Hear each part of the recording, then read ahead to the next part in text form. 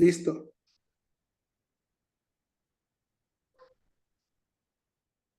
Listo, profe. Entonces, bueno, nosotros, pues, ah, la definición de permutadero generalizado y después la entendemos. Pero, por ejemplo, aquí nuestra pregunta en cuanto a este lema es Ajá. que, pues, bueno, por ejemplo, cuando tenemos los permutaderos generalizados con los subíndices, esto se ve como el permutadero generalizado y la suma de los subíndices. Ajá. Nosotros estuvimos revisando la prueba, pues porque acá en el libro no está, y la encontramos en este documento. También es de Carolina, el Ujú. documento. Entonces, aquí nuestra pregunta es, pues, por ejemplo, acá la definen como este hecho sigue de que un funcional lineal toma valores máximos A y B en las caras de los polítopos Ujú. A y B. Pero nuestra pregunta es, por ejemplo, un valor máximo en... Ah, profe, ya llegó Byron. Entonces, un valor máximo, profe, es, por ejemplo, supongamos los vértices del politopo cuando uno lo intersecta con un hiperplano, o eso cómo se vería. Por ejemplo, sí, esa era nuestra pregunta. Pues bueno, Sí, es una de las preguntas que tenemos. Porque, sí, claro. Entonces, cuando... por ejemplo, cuando... Ajá, dime. Entonces voy a tratar de hacer acá un dibujo, si esto me lo permite, no puedo hacer un dibujo. Entonces, por ejemplo, cuando yo tengo, por ejemplo, supongamos un cuadrado, Sí. y yo el cuadrado lo intersecto con una de las, un hiperplano lo intersecto con una arista del, del cuadrado. En este caso, este no tendría un punto maximal o toda la arista sería el punto maximal de ese cuadrado, haciendo un ejemplo así aleatorio. Exactamente, en ese caso que estás comentando, toda la arista es el conjunto maximal. O sea, Listo. las caras de los polítopos se pueden ver variando un hiperplano. Y eso es lo que se llama el funcional lineal. El funcional lineal es lo mismo que se puede identificar con eh, el núcleo de una transformación lineal. Entonces, el núcleo de la transformación lineal es un hiperplano y entonces cuando decimos que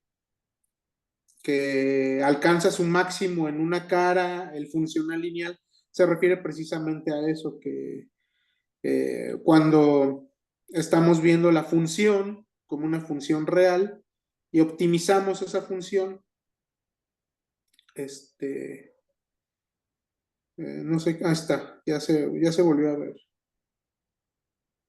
Ajá, la función alcanza su máximo en esa cara, exacto. Y así también se pueden definir las caras de los politopos. Siempre feliz. Entonces, en este caso, esa era una de nuestras preguntas. Ajá. Byron, no sé si tenga algo que agregar en esa parte.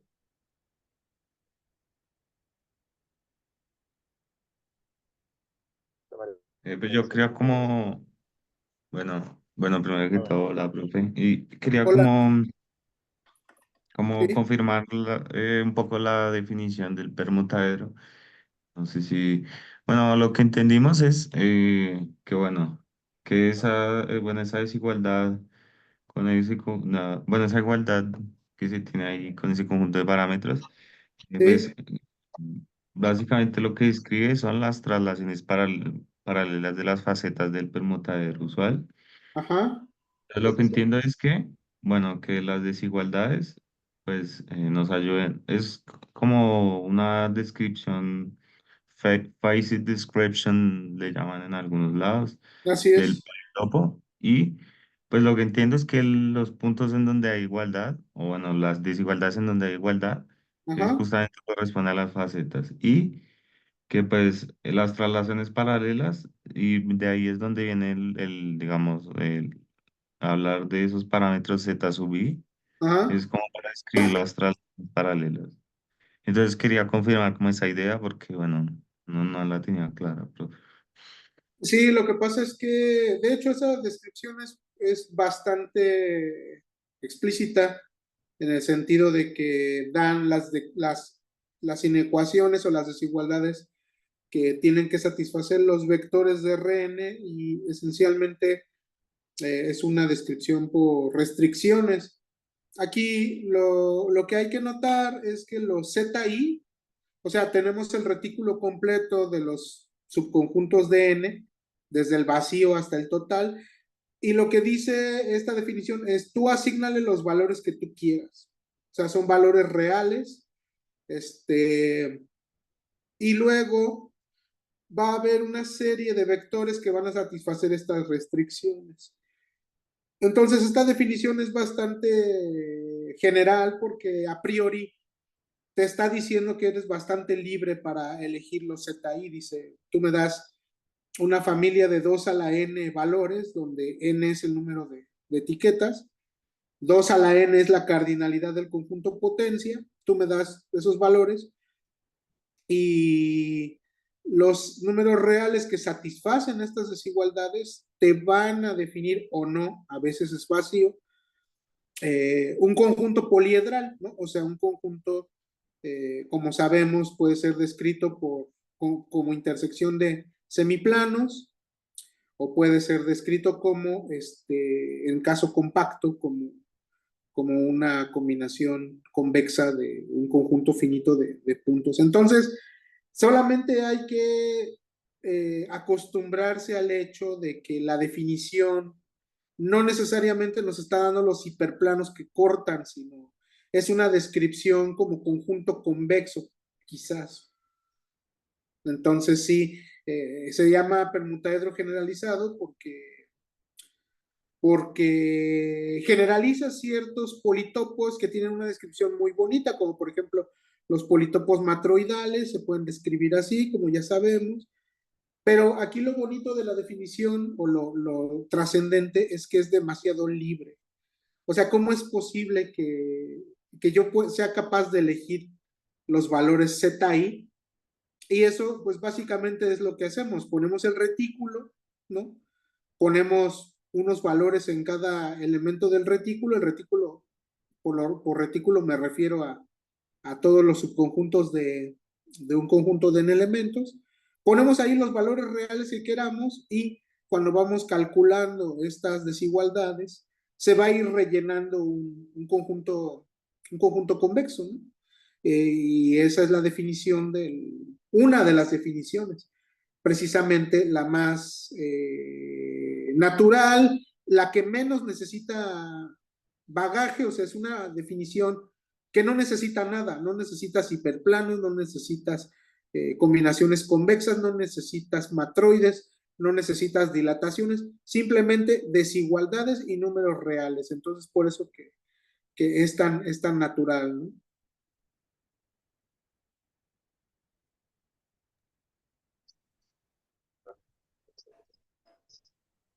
¿Sí, Byron? Ahí. Sí, escucho. Entonces ya nuestra siguiente pues, pregunta iba más relacionada hacia esto, pues acá, esto lo que nos define es las caras del simplex, Exacto, esta definición, la cara del simplex, y pues nos dice que esto es 1 si el subconjunto J está contenido en I y 0 ajá, en otros casos. así es. Entonces, bueno, acá con esta proposición, profe, nos dice que pues cualquier permutaedro se puede Exacto, escribir de esta manera, como la dilatación, en este caso, de las caras del simplex. exacto. Pero de hecho, Entonces, pues acá nosotros, se te olvidó decir que lo de la suma de Minkowski, ¿no? O sea, son dos operaciones. sí, así Ujú, es la suma de las dilataciones de las caras del Minkowski. así es. Entonces, Ujú, pero acá nosotros estábamos revisando la prueba acá, ujú, ¿verdad? Pues acá en el libro, acá la página 18, ajá, creo que tenemos que es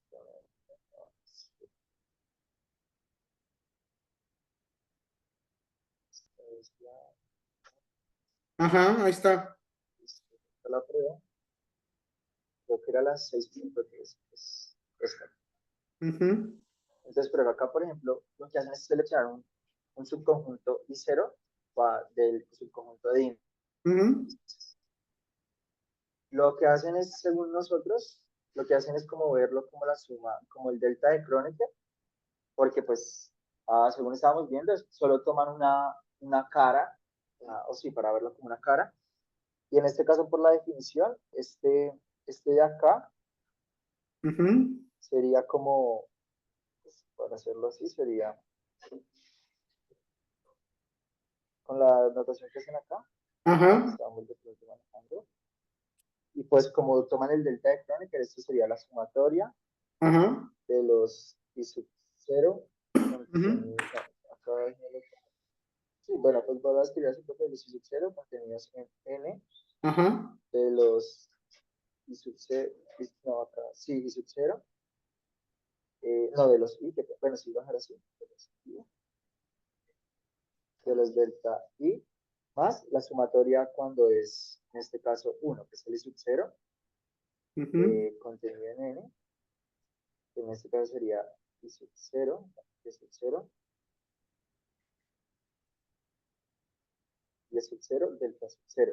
Pero en este caso, esto es 0, y en este caso, pues esto es 1, que aquí es donde nos queda, y como solo estoy sumando un término, aquí es donde nos queda el delta sub 0, ¿sí? Que sería lo que pues, básicamente ellos escriben Ajá, exacto, delta de sub 0, que exacto. sería básicamente lo que escriben acá. ¿Es verdad, profe?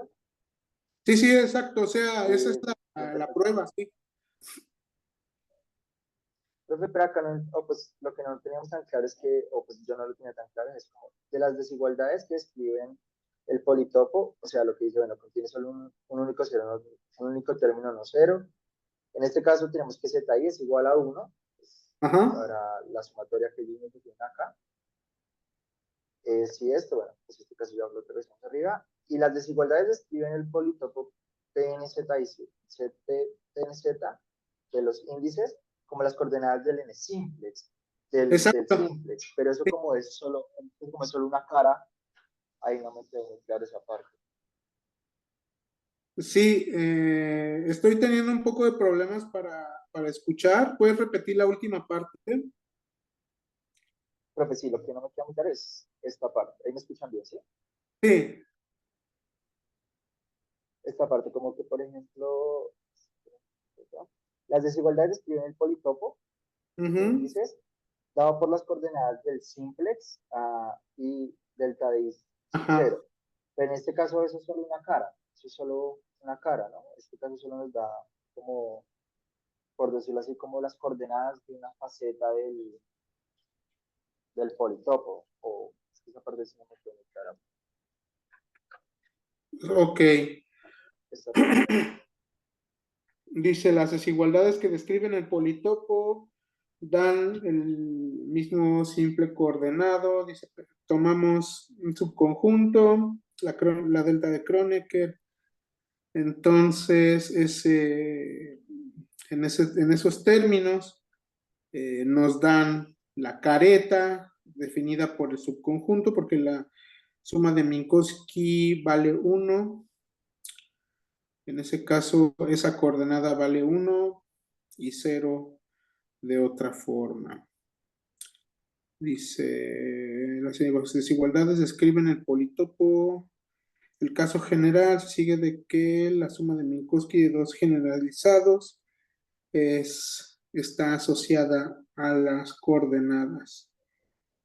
Entonces, o sea, aquí lo que aclararía un poco las cosas, creo yo, es el concepto de coordenadas baricéntricas. No sé si lo han escuchado. No, No, profe, no. Las coordenadas baricéntricas es como coordenadas de un espacio vectorial, pero con respecto a lo que se llama, a lo que serían las combinaciones convexas. Y esencialmente de ahí se desprende todas estas pruebas, ¿no? Mira, si quieres, deja de compartir un poquito y ahorita comparto yo para explicarles un poco. Yo creo que con eso ya van a entender mejor, ¿no? Voy a compartir pantalla y ahora voy a irme a mi aplicación. Entonces, lo que ustedes necesitan es entender que, digamos, cuando tenemos RN, por ejemplo, vamos a pintar R3. Entonces, R3, tengo coordenadas quizás X1, X2 y X3. Entonces, este es X1, este es X2, sí se ve, ¿verdad? Y este es X3. Y entonces, o sea, cada XY tiene de dos caminos, o es igual a cero, o es diferente de cero, ¿no? Entonces, esto lo que define, pues, es una estratificación. El considerar las coordenadas iguales o diferentes a cero define una estratificación de R3, ¿no? Esencialmente, y aquí es donde entra en juego pues el POSET P3. El POSET P3, pues es el vacío, luego el 1, el 2, el 3, luego el 1, 2, el 2, 3. Vamos a poner más para acá.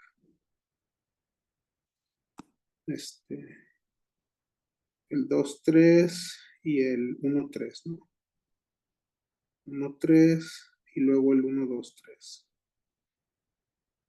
Entonces, tú POSET lo puedes identificar con el número de coordenadas o sea, la estratificación de R3 es poder describir R3 como una unión disjunta de estratos. Los estratos es pues R3 y aquí le ponemos un I y el I corre entre 3 y entre el vacío, ¿no? Entonces, pues la estratificación, el I, tú decides cómo codificar. Por ejemplo, puedes decir que el I codifica las coordenadas que son 0, ¿no? O las coordenadas que son diferentes de 0. Entonces, el RI 3 se define como los A1, A2, A3 en R3, tal que AI es diferente de 0, sí, solo sí, y está en I, ¿no?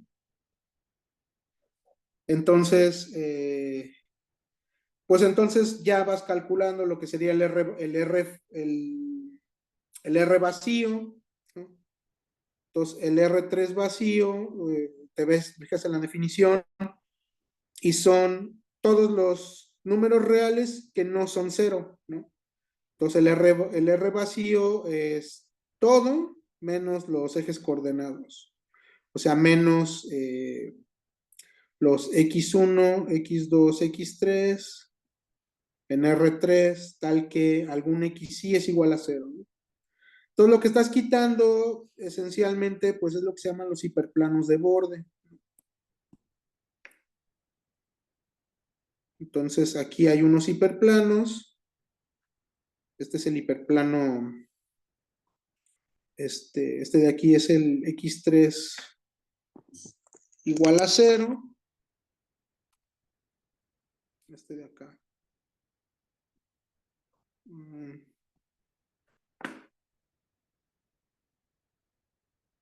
Bueno, ahorita tengo problemas con el iPad. Ese sería el X3 igual a 0. Este de acá sería el X1 igual a 0. Y este de acá sería el X2 igual a 0. Entonces, para cada uno de estos estratos tú calculas la parte correspondiente y lo que te dice es que puedes armar el R3 a partir de esos estratos, ¿no? Entonces, digamos, la estratificación por coordenadas afines, y es exactamente lo mismo para politopos o para poliedros, ¿no? Los poliedros tienen lo que se llaman coordenadas baricéntricas. Pues, por ejemplo, vamos a hacer el poliedro delta 3, ¿no? Delta 3 es la envoltura convexa de X de E1, E2 y E3, ¿no? Bueno, más bien esto es delta 2. Que básicamente este es E1, este es E2 y este es E3. Entonces la envoltura convexa es esto. También puedes hacer la versión afín, donde tienes E1, E2 y el 0, ¿no? Entonces es exactamente lo mismo. Es la envoltura convexa del 0. Esto es también la envoltura convexa del 0, del E1 y del E2 en R2, y esta pues en R3. Ahora es exactamente lo mismo. Si tú te das un punto en el politopo, ¿no? Te das X en delta 2, X se puede, y fíjate, pues es lo mismo acá, ¿no? Aquí así, si me doy un vector B en R3, bueno, aquí no sé por qué no quiere escribir. Bueno, si me doy un vector en R3, lo puedo poner en combinación lineal de la base y veo cuáles son 0 y cuáles son diferentes de 0. Es igual acá, ¿no? Acá, si tú te das un vector X, lo puedes poner como combinación lineal de la base. Lo puedes escribir como lambda 1, E1 más lambda 2, E2 más lambda 3, E3, donde los lambda i están entre 0 y 1 y la suma de los lambda i es igual a 1, ¿no? Entonces, también tienes una estratificación, ¿no? El delta 2 también se estratifica como delta i círculo, donde i varía entre 0 y 3, ¿no? Entonces, es exactamente lo mismo, ¿no? O sea, si alguno de estos, y pues repites el retículo, el vacío, por acá lo repites, ¿no? El vacío, el 1, el 2, el 3, etcétera. Para cada uno de estos subconjuntos te va a dar un subconjunto acá. Y estas se llaman las coordenadas baricéntricas de los puntos. Las coordenadas baricéntricas es precisamente el vector de coordenadas lambda 1, lambda 2, lambda 3, que te permite definir un punto con respecto a los extremos, ¿no? Entonces, no sé si esto ayuda a entender un poco el concepto, qué es lo que están haciendo, ¿no? Y esencialmente lo que están haciendo es, te digo, te dan el POSET, luego acá te dan los dobles, el 1N, el 1, 2, bueno, este es el 1, 2, etcétera, el 1N, luego te dan los triples, así hasta el 1, hasta el N, y lo que haces es precisamente a le llamas, a le llamas Z,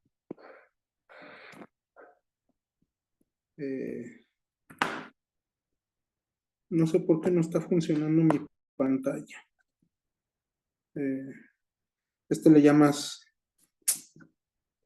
ZN, esto le llamas Z1, 2, etcétera, le llamas ZN chiquito, le llamas Z vacío, que siempre es 0, y es exactamente lo mismo, ¿no? O sea, el permutaedro asociado a esta familia va a tener coordenadas baricéntricas, algunos vértices, ¿no? Y la asociación que tienen allí con las caretas o con las sumas, con las dilataciones de las caras del simplejo, es esencialmente apagar y prender coordenadas como aquí. Entonces, estos también van a tener coordenadas baricéntricas y van a estar en función de esas sumas de Minkowski, ¿no? O sea, nada más copiar traslaciones de caretas conforme la información de los zetas. No sé si se entendió más o menos.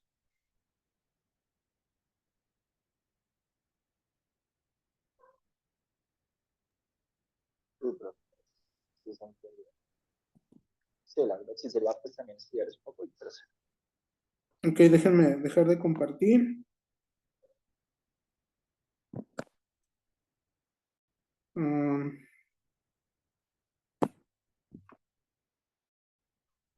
Mm, dejar de compartir. Listo, ¿quieren compartir ahora ustedes? Sí, profe, yo ya.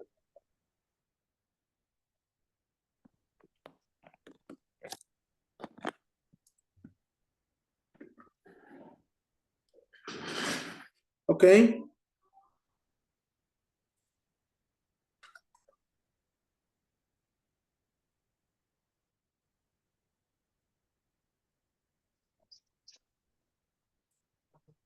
Básicamente son los que se ven con con lo de las coordenadas varicéntricas, ¿sí?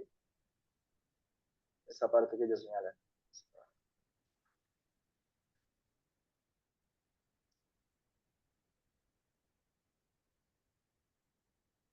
¿Me escuchan? Muy bajito. A ver, repite, por favor.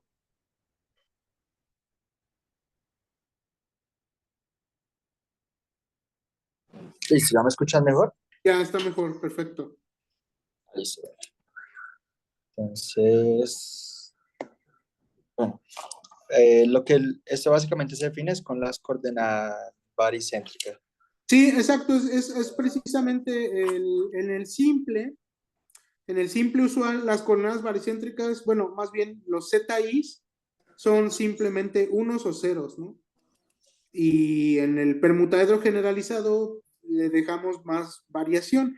Entonces, la observación es que es lo mismo, nada más a veces va a haber variaciones de caretas y lo que hacemos es descomponer el permutaedro generalizado como una suma de dilataciones de caras, siguiendo la información combinatoria de los vectores ZI. Pero eso yo creo que sale con las coordenadas baricéntricas, que es lo que les acabo de decir, es cómo estratificar el politopo. Listo, profe. Profe, entonces acá lo que nos dice, listo, gracias, profe. Después para acá continuar con la prueba. Lo que dice es que, bueno, el caso general, o sea, ya para describir como tal el permutaedro en términos generales, Uh -huh. sigue del acto de que la suma de Minkowski de dos permutaderos generalizados, pues bueno, del lema anterior, Exacto. es la suma de los índices Uh del -huh. permutadero, de los permutaderos. Exacto. Pero acá ellos lo toman de un cono, profe. Entonces, en este caso, eso no es nosotros, pues, eso no es relevante acá, ¿verdad? O sea, lo de que él se tome el cono, entre otras cuestiones, porque básicamente lo que nosotros entendemos es que este de sub n Uh -huh. es el cono que ellos describen. Es el cono, es este cono que sale, pues no sé si lo estemos interpretando bien, Uh como de -huh. estas cositas que salen del politopo. Uh -huh. Pero no sé si eso no, pues para nosotros eso no tiene relevancia porque como yo la hago es término a término, como por ejemplo de las caras, o sea, tomo este término a término de las caras, por decirlo acá, y ya. Claro, pero recuerden, lo que hay que tener en cuenta es algo muy importante, es que no toda distribución de valores da un permutaedro, ¿verdad? O sea, tienen que tener una regla, Ok, que es precisamente, deben de satisfacer la regla de subaditividad o superaditividad de acuerdo al formalismo que estemos checando. Entonces, a lo mejor ese delta n, ese dn que tienen allí, se refiere a que, o sea, la suma de Minkowski de algo que es vacío, pues te va a dar el vacío. Entonces, lo que necesitamos es que ambos permutaedros generalizados sean no vacíos, ¿no? O sea, que las coordenadas que estamos eligiendo, las familias ZI, definan efectivamente permutaedros no vacíos, ¿no? Entonces, a lo mejor esa restricción está ahí por eso. ok, Y esa observación viene en el artículo de Federico con Carolina. es una distribución de zetas te da un permutaedro generalizado, sí, solo sí, satisfacen la subaditividad o superaditividad, no sé cuál exactamente. Entonces, bueno, profe, sería revisar eso. Sí, de hecho, no sé, ahí por ahí debe de ser. A ver, si te vas un poco, ahí está la definición. Sí, no, es que ahí no dice, profe. Había por ahí una caracterización que decía, si los ZI satisfacen la superaditividad, entonces te da un permutaedro generalizado y viceversa. Entonces, probablemente esa sea la restricción del DN. La distribución o la familia ZI debe de ser factible. Factible en el sentido de que cuando yo la introduzca en mi algoritmo me debe de dar un permutador generalizado. Si no me da uno, me va a dar el conjunto vacío y cuando sume con Minkowski, pues me va a dar el vacío, ¿no? Ah, listo, profe. Uh-huh. No sé si Byron ahí tenga algo que agregar. Ves, creo que un poquito más arriba está la condición esa, como un poquito después cuando lo definen, ¿Dónde? Ajá. Acá. un poquito más, sí, ahí dicen, entonces dicen que, bueno, ahí sí, ahí dan como las condiciones de los zetas, Mm. creo. No, más bien allí es la condición de minimalidades. Es básicamente que una vez que la selección sea factible, tienes diferentes selecciones. Entonces, eligen la representación minimal del factible, ¿no? Pero hay algunos que no son factibles y yo me acuerdo que por ahí estaba escrita la condición y era matroidal precisamente.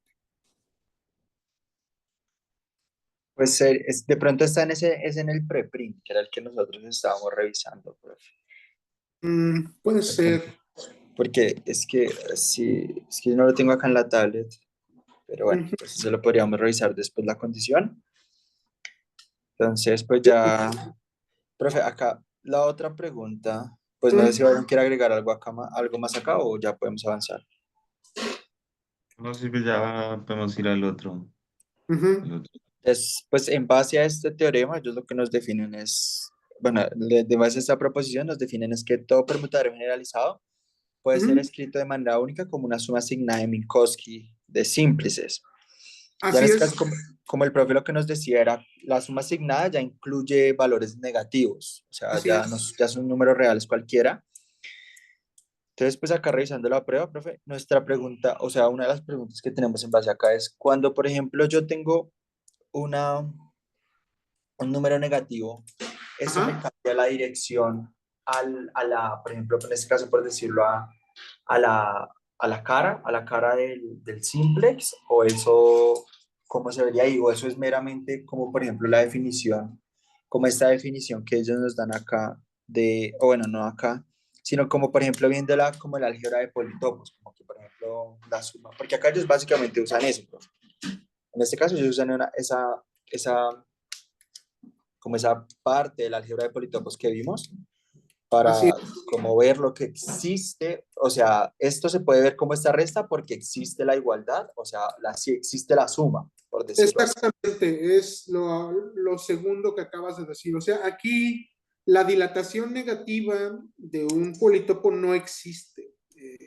Simplemente, siempre que interpretemos un rescalamiento, una dilatación o una homotesia de un objeto poliedral, a forciori debe de ser positivo el escalar. Cuando el escalar es negativo, no es que no tenga sentido, sino que no se puede interpretar geométricamente, se interpreta algebraicamente. Y es exactamente lo que acabas de decir. La suma negativa o la multiplicación negativa se interpreta en términos algebraicos. Jamás en términos geométricos, porque no tiene sentido. Ok, profe. Entonces, interpretarlo en términos algebraicos es precisamente que A menos B es igual a C, sí, solo sí, A es igual a B más C. Pasamos del otro lado con el signo opuesto y debemos de tener una igualdad entre cadenas de politopos con coeficientes positivos. Ok, profe, listo. Entonces, básicamente es lo mismo que nos da lo que estamos viendo acá, ¿sí? Que esto z sub i es o sea, los positivos como los índices negativos Ajá. más más el índice que nos define el politopo. Exactamente, o sea, lo que tienen que ver es que esta prueba es formal, o sea, no hay nada que hacer, es simplemente mover letras. Ok, profe. Ok. Listo, profe. Ujú.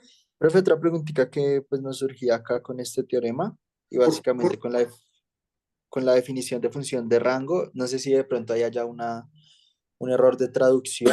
Ajá. Es que, profe, pues acá en este caso, lo que nosotros habíamos visto de la definición de función de rango Ujú. es que o sea, es que de pronto puede ser la traducción porque el profe nos hizo un ejemplo. Entonces, por Ujú. ejemplo, la definición de función de rango Ujú. es como que es el tamaño de cualquier base de A. ¿Quién es A? ¿Es un matroide? Sí, profe, es un subconjunto. Sí, es un matroide. Ok, sí, sea M un matroide, el rango del matroide es el tamaño de cualquier base, eso es correcto. Base de A. Bueno, Ujú. entonces A con un matroide. Pero el profe la vez pasada nos hizo un ejemplo donde tomaba acá el subconjunto E Ujú. igual a 4, Ujú. el rango Ujú. igual a 2 Ujú. y la base, profe, era esta. Ujú. Era 1, 2, Ujú. Ok. 1, 3 Ujú. y 1, 4. Ujú. Esto básicamente el matroide que nos daba era 1, 2, 1, 3, 1, 4. Por acá estaban 2, 3, Exacto. 2, 4 y Y 3, tres, 4. 3, correcto. 4. Y básicamente el matroide que esto nos daba era este. Así es. Ujú. Pero acá el tamaño de la base, profe, o sea, no sabemos en la traducción si es el tamaño de cualquier elemento de la base o es el tamaño de la base. No, no, no, no, no. O sea, ese conjunto V es la familia de bases, ¿no? Entonces, el tamaño de cualquier base es la cardinalidad de cualquier conjunto en ese conjunto V. O sea, no es cuántas bases haya, sino tú agarras una base, es decir, un independiente maximal, calculas cuántos elementos tiene ese elemento maximal y ese es automáticamente el rango del matroide. Entonces es correcto, ese matroide tiene rango 2, pero tiene 3 bases. Ah, ok, profe. O sea, entonces, es decir, este es un conjunto de bases. Esto no es como Exacto. tal la base. Ah, ok. Sí, o sea, el matroide se puede definir por un conjunto de bases y las bases tienen que satisfacer el axioma de intercambio, nada más. Entonces ese conjunto, si lo satisface, entonces es el conjunto de bases de un matroide de rango 2. Ok, listo, profe. Entonces, ya pues acá no sé si Byron recuerde qué preguntas teníamos acá en esta prueba. Pues acá creemos que hay un error, profe, Ajá, porque es que no lo tengo acá. Pero, profe, yo voy a compartir acá y ya comparto el preprint, que es donde está por favor. Entonces, espérenme, yo lo busco acá rápidamente. Sí, Ah, por topos. O pues yo lo tengo acá a la mano, si quiere lo comparto. Así hágalo, hágalo. Este, bueno, era este, ¿no? El preprint. ajá, Que acá, bueno, sí está, hay cosas distintas como la prueba de, bueno, acá creo que sí, acá caracterizan los zetas, sí, como, exacto, bueno, que no todo zeta ahí describe un permutadero generalizado, exacto, ¿no? exacto, exacto, correcto. Y, bueno, creo que esta referencia al Postnikov es la que el profe mencionaba, la deformación del cono, entonces, pues habría que hablar de eso. Ajá, Y, bueno, acá está la prueba de esta. Entonces dice que dados dos permutaderos generalizados, bueno, la suma de Minkowski es de nuevo un permutadero generalizado. ujú, Pues la diferencia con el artículo anterior es que en el artículo anterior pues solo está la igualdad. ajá, Y cuando pues quisimos revisar esta parte bueno, la primera parte, fuimos a revisar esta cita, pues no nos lleva a ningún lugar realmente que hable sobre esto. Entonces creo que es un error en esta versión de este artículo y por ¿Cuál es el eso solo se artículo, incluyó. cuál es el artículo 14 ahí? Acá es el 14, es este. Morton, Pitcher, Stunfe, Convex Rank, Test and Semigrafo. Sí, sí, parece que está mal, sí. Entonces creo que es un error en la edición. Entonces pues pensábamos como solo dejar pues la versión oficial, como solo la suma y ya, ya está. Correcto. Sí, estoy de acuerdo, sí. Entonces, entonces no sé, profe, si usted considera, pues quedamos de hablar un poco de la deformación del cono, creo que le llaman de sub n, como A para ver, hablar de vamos a ver la situaciones. definición de D sub n, a ver qué es eso. Tengo curiosidad. Sí, creo que está en el Postnikov. Sí, a ver, sí, está en el postnico, a ver, nada más para ver qué es específicamente. Acá está. A ver. A ver si lo pueden, ¿dónde está la Eh, definición del DN? Ah, ujú, ujú, ujú. Segundo hablan del generalizado. Ah, Ahí está. Ahí está, ¿no? Dice, así, es la deformación. ajá, el Con- cono de la deformación, dice. Sí, es exactamente lo que les comenté, miren. Dice, no cualquier politopo en esta forma es un permutaedro generalizado, informalmente, solo permitimos translaciones paralelas de las caretas, que no atraviesan los vértices.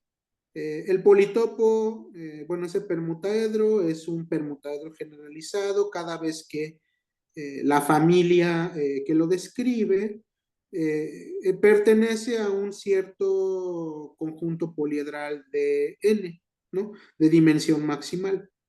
Llamamos ADN el cono de la deformación.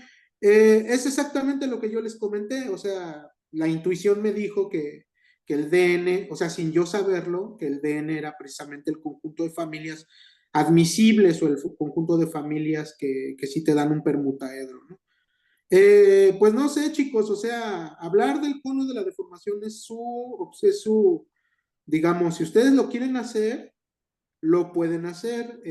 Yo creo que es muy interesante, o sea, no sé si ya esté caracterizado, no sé si ya se conozca cuántas caras tiene, no sé si ya se conozca cuál es su frontera, etcétera, ¿no? Si ustedes lo quieren mencionar, o sea, es interesante decir que eh, o sea, básicamente viene de las condiciones de matroide, ¿no? Del preprint. O sea, es equivalente decir que pertenece a un cono de máxima dimensión a decir que satisface las condiciones de subaditividad matroidal para las coordenadas. Entonces, si ustedes quieren, se puede, o sea, no sé qué tan profundo quieren hacer su monografía, pero yo creo que no estaría de más, si tienen tiempo y ganas, decir un poco más de este cono.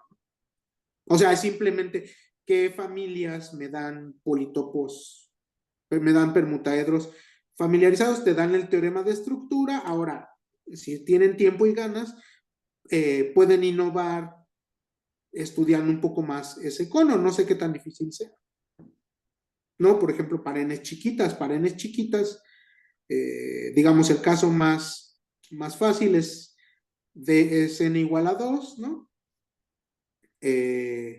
O n igual a 3, quizás todavía sea posible, ver si ese cono está caracterizado, si se conoce la frontera, etcétera, etcétera, ¿no? En breve, o sea, si ustedes quieren mencionarlo, menciónenlo. Si no lo quieren mencionar, no creo que haya problema, simplemente diciendo que debe de satisfacer las restricciones matroidales o bueno, la subaditividad, y ya con eso, ¿no? Es equivalente a que esto va a ser un cono poliedral por las desigualdades. Ok, profe. Entonces, si Sergio quiera compartir, otra No, vez. pues comparta ahí pues es que usted tiene abierto el prepin para que revisemos la prueba de lo del rango. ¿Se acuerda que eso era lo que estábamos revisando la última vez? Que era esa. Ujú. Pero es que no sabemos si esto, o sea, es que esta prueba si no la entendemos muy bien. La Porque 2.5, la de la sí, proposición 2.5, ok. sí, señor, profe. Porque pues ahí citan el libro y creemos que ahí, porque acá esto sería el rango del matroide menos el rango del complemento de un subconjunto de índices I, pero acá lo toman es como con A, que satisface, o sea, como esta cuestión, o sea, que la prueba, o sea, en este caso donde dice que la sumatoria de los X sub I, de los I, bueno, los vectores que pertenecen al conjunto de índices son menores que el rango del subconjunto A. Ah, Dicen que esa prueba es tal, que es como que no es como, ay, se me olvidó la traducción de eso. sí, o sea, la descripción es justa, ¿no? O sea, Sí, es como ajustada y la ajá. cambian para la otra, pero o sea, esa prueba sí no, o sea, no la entendemos muy bien. A ver, déjame ver. Dice, proposición 2.5, el politopo de un matroide sobre el conjunto de etiqueta C con función de rango R. Es PM es igual a P de R menos... O sea, aquí lo que está dando es la distribución de zetas, ¿no? O sea, la ventaja o digamos la gracia. O sea, describir el politopo del matroide es trivial. La gracia de esta proposición es que precisamente lo está describiendo como un permutadero generalizado. Entonces sí tiene chiste. Y no debería de ser difícil, o sea,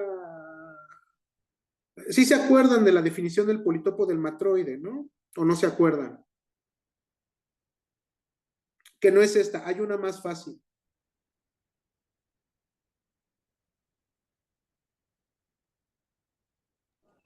Pues creo, profe, que era, pero esa la vimos, o sea, me parece, si no estoy mal, que la vimos fue con que es como básicamente la que hicimos con el que yo expuse ahorita, creo que era con subconjunto de índices, con la base, Así es. esa era la que me daba el matroide. Esa es Esta- la que, por ejemplo, sí, la que expuse ahorita, que el conjunto de bases, la envolvente convexa de esos conjuntos, que básicamente son las sumas de las bases canónicas, Ujú. me da el politopo matroidal. Exactamente, exactamente. Entonces, eh, una vez que, o sea, si te das cuenta o si se dan cuenta, aquí esta descripción es clara porque precisamente las coordenadas en cualquier conjunto tienen derecho a variar hasta que topen con el rango. Cuando topan con el rango del subconjunto, ahí se acaba la broma y ya pasas a otro conjunto cerrado o pasas a otro flat. Entonces, no debe de ser muy complicado, o sea, sin siquiera citar el 23, ¿no? Eh,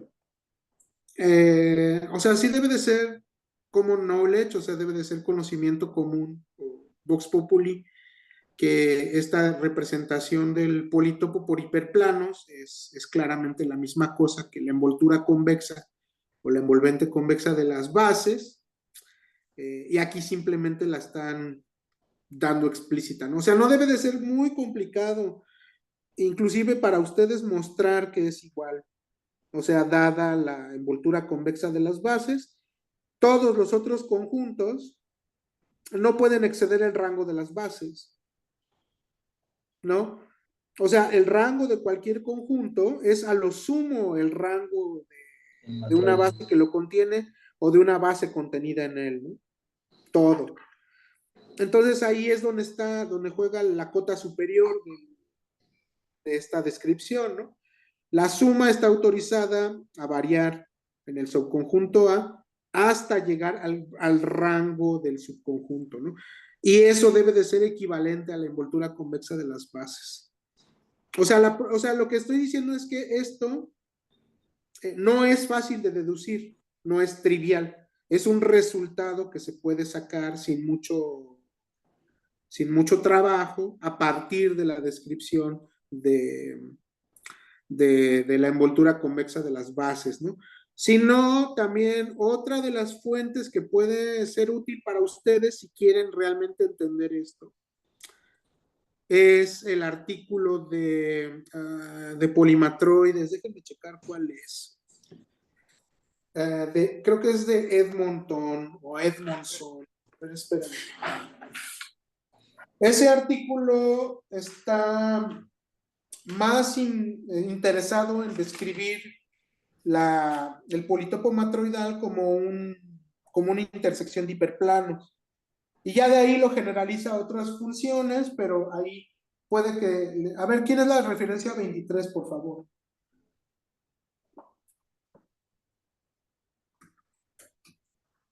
Está, profe, el libro de teoría matroides de Ah, Ellis sí, Wade. muy bien. Entonces déjenme ver si encuentro el de polimatroides. Así nada más a bote pronto. Debe de ser...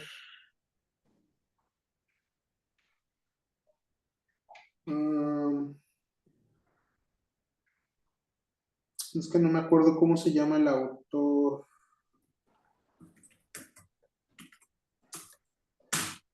Porque sí es un artículo puramente de optimización. Mm,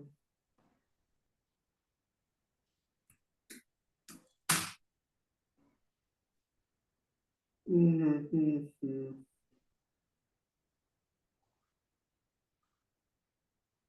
mm.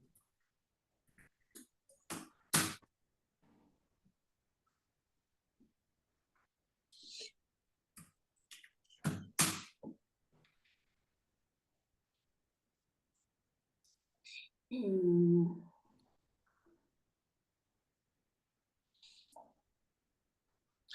Profe, una pregunta, entonces Byron podría volver al tema que estábamos revisando. Sí, por favor. Sí, ya vi cuál es este. Es el Fulkerson. A ver, déjenme ver. Mm, a ver si tengo el Fulkerson para mandárselos.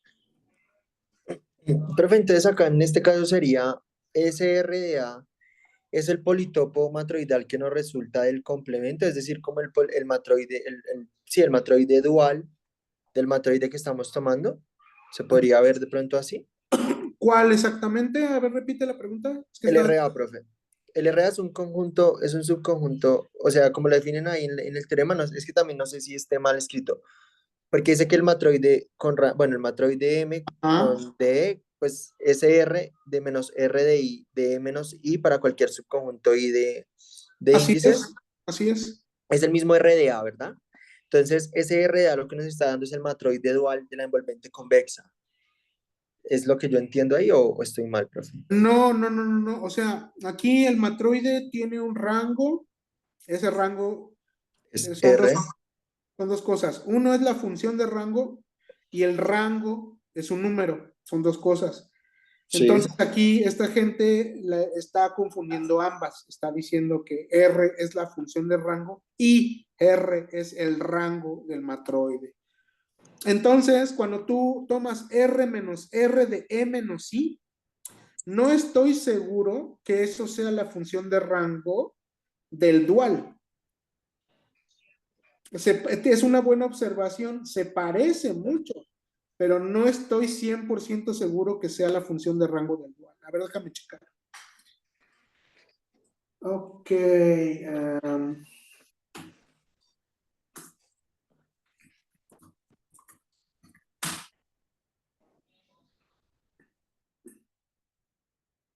Sí, es lo que se llama el corrango.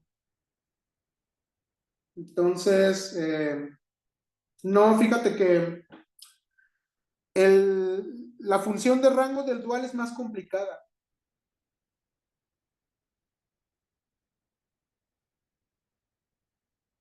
Si quieres, deja de compartir y te la pongo, ¿no? Mira. Y esto viene en Wikipedia. Entonces, el teorema es el siguiente, ¿no? Es, eh, es, pero es una muy buena observación. Si M es un matroide sobre E con función de rango R y M dual es un matroide sobre R y con función de rango R dual, entonces R dual de A, bueno, vamos a ponerle I. R dual de I se define como el rango del complemento más la talla de I, esta es la cardinalidad, menos el rango del total. ¿Ok? Entonces, si tú tienes buen ojo, y si te das cuenta, esta es la función de rango del dual, no es la misma que la que estamos viendo, ¿verdad? Ah, ok, profe. Sí, no es que no sabía que el rango, bueno, que el rango del dual se definía así, profe, la verdad. No, pero pues ya lo estamos aprendiendo hoy. Sí, Ok, profe. entonces voy a dejar de compartir y entonces déjenme dejar de compartir, pueden compartir ustedes ya.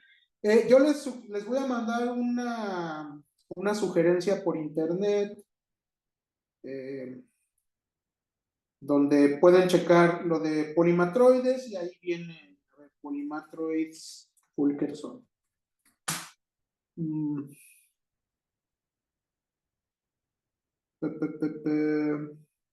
Polimatroids paper. Schwartz, Kurz.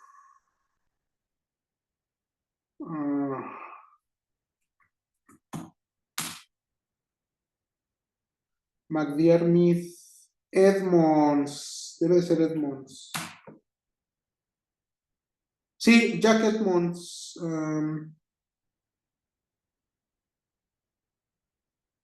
Les voy a mandar la referencia.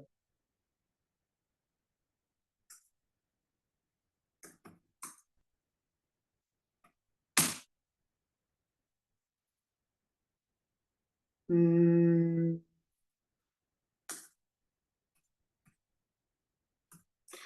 ¿Y por qué? Porque ahí a lo mejor encuentran más fácil la definición de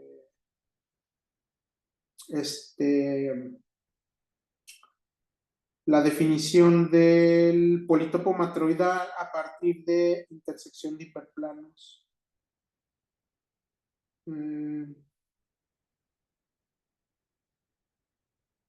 Correcto.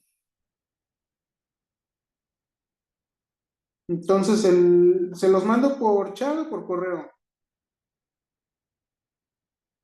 Por chat, profe, podría estar bien, nosotros acá lo copiamos. Ok. Entonces es... Muy bien. Entonces, ¿dónde está el chat? Aquí está.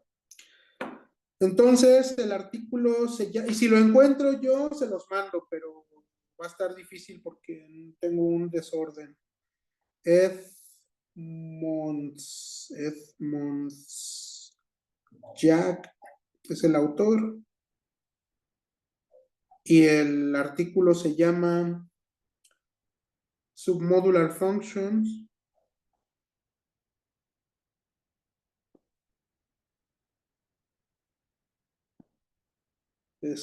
Matroids and certain polyhedra.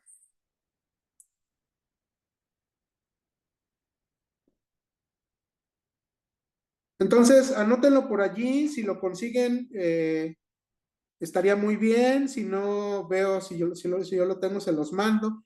¿Y por qué estoy diciendo esto? Porque allí se discute precisamente esa prueba, ¿no?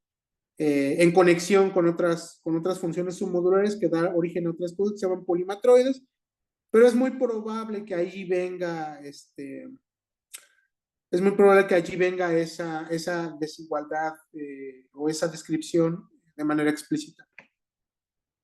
Pero no es trivial, o sea, hay que trabajar un poco, pero sí se puede hacer. O sea, el problema más complicado en combinatoria es pasar precisamente de la descripción de vértices a la descripción de hiperplanos.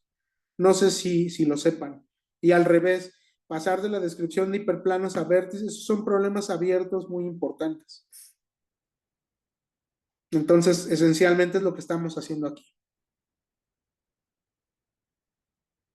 Ok, profe, listo, muchísimas gracias. Sí, no, profe, yo ese creo que lo he visto, Ajá. eh, pero no estoy seguro. Entonces, profe, pues ya eso era todo, pues no sé si vayan, tengo otras preguntas, profe. Pues ya, pues que en este caso se nos ayuda, ya sí pues, nos aclara más dudas de... Sí, claro, nos aclara las dudas que teníamos, profe. Y, profe, vamos a seguir leyendo el artículo. No sé si de pronto, a medida que vayamos viendo, porque pues las preguntas no nos surgieron cuando el profe nos daba este, sino pues ya cuando uno va revisando como las cosas entre las discusiones. No sé si de pronto lo podamos volver a molestar, profe. Nosotros nos acomodamos en su horario, profe. No tenemos ningún problema, profe. Sí, por supuesto, lo que pasa, o sea, yo pido una disculpa porque he estado muy ocupado, sumamente ocupado. O sea, en teoría yo tengo que seguir las sesiones con Crisanto, entonces, o sea, les comento que no hemos tenido más sesiones, eh, pero necesito volverlas a programar también para invitarlos a ustedes. Y sí, o sea, yo tampoco tengo problemas de horario en principio. O sea, este semestre no estoy dando cursos. Entonces, podemos, como a ustedes les queda mejor la tarde, podemos reunirnos en la tarde, casi cualquier día. Nada más, no duden en avisarme. O sea, por ejemplo, si ustedes me avisan el lunes, probablemente yo el martes contemple si los puedo ver o no, y ya el miércoles yo les sugiero una fecha, ¿no? Entonces, nada más contemplen 2 o 3 días para mí para reaccionar, 1, 2 o 3 días, pero no se corten, o sea, si tienen dudas, si quieren que nos reunamos, yo estoy en la disposición, no me van a quitar el tiempo, nada más no tengan pena, ¿no? Así de, es que ya otra vez lo vamos a molestar. No hay problema, o sea, nada más sean proactivos y digan, pues vamos a preguntarle a ver si se puede reunir. Y yo con mucho gusto atacamos las sugerencias. Ujú. Listo, profe, muchísimas gracias. Entonces, ya no hay más que discutir de momento. No, profe, pues de pronto, pues solo estábamos como que pues con dudas, pues porque vamos revisando como con tiempo, porque también vamos pasando como el documento, entonces pues como que íbamos ahí mirando eso, pues para poder entender las pruebas y poder continuar con lo que sigue. Sí, o sea, describir el artículo de Federico con Carolina no debe de ser muy complicado, porque todo está súper bien explicado en el paper. No se detengan mucho en los detalles, o sea, en las cosas extras que vayan surgiendo. Por ejemplo, ahorita el cono de deformaciones es interesante, pero no es necesario. Entonces yo les sugiero que se centren en explicar el artículo y si les queda tiempo, discuten otras cosas, ¿no? Que les hayan llamado la atención o las mencionan. Pero en principio nada más hay que abocarse a explicar el paper de la mejor manera posible. Lo bueno es que las pruebas ya están allí y para acabar en tiempo, y ya después si queda tiempo y ganas, pues le damos una revisada a lo demás. Listo, profe, muchísimas gracias. Entonces voy a detener la grabación.